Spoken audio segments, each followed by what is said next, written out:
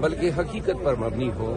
ایران کے صدر آئے اور چلے گئے، لیکن ہمارے مسلط شدہ وزیر اعظم صاحب اور ایرانی صدر دونوں سے ہماری توقع تھی قوم کی کہ یہ دونوں بیٹھ کے قوم کو آگاہ کرتے کہ 780 کلومیٹر پہ مشتمل جو Iran Pakistan gas pipeline کا جو پروجیکٹ تھا، جو 2009 میں ایگریمنٹ ہوا تھا، جس کے لیے $150 ملین رشید نے دینے کا وعدہ کیا، اور جس کے 80 کلومیٹر ہم نے 2 سالوں میں یعنی 2011 تک بنانے تھے، اس پہ کوئی بات ہی نہیں ہوئی.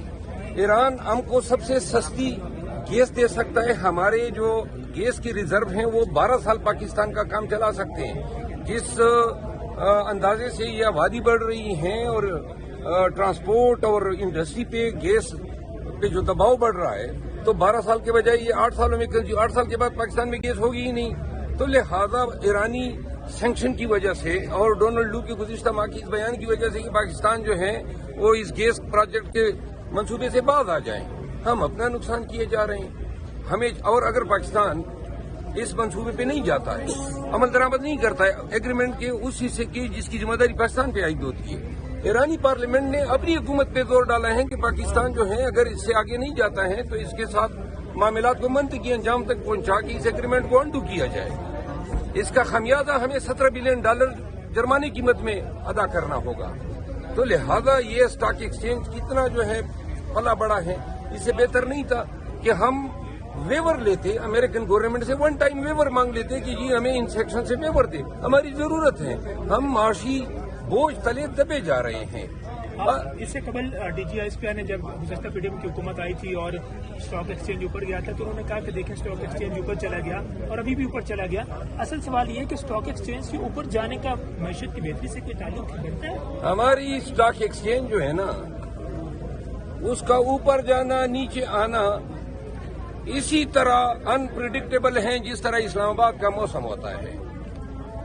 اچھی والی دھوپ نکلی ہوتی ہے، دڑام سے بارش شروع ہو جاتی ہے. تو لہذا یہ جو اسٹاک ایکسچینج جو آج بدھ کی ہیں اور اچھلی ہیں، 2 دن بعد کی خبر یاد رکھو ایسی گرے گی. ہماری کوئی معاشی روڈ میپ ہے ہی نہیں. کون سا ہمارا معاشی مستقبل ہے؟ $8 بلین کی آپ نے IMF سے لون لے کے جو $8 بلین سالانہ ریمیٹنسز کی مد میں آپ نقصان کر رہے ہیں. $6 بلین آپ کی ٹیکسٹائل انڈسٹری کے آپ کے ایکسپورٹ گر گئے. $14 بلین تو آپ کا یہ نقصان ہے. تو یہ کہاں سے پورا ہونا ہے؟ کسی کے پاس کوئی آئیڈیا ہے؟ کون سا آپ کا معاشی روڈ میپ؟ آپ کا کوئی معاشی مستقبل ہی نہیں ہے جب تک آپ اپنے پیروں پہ کھڑے نہیں ہو جاتے.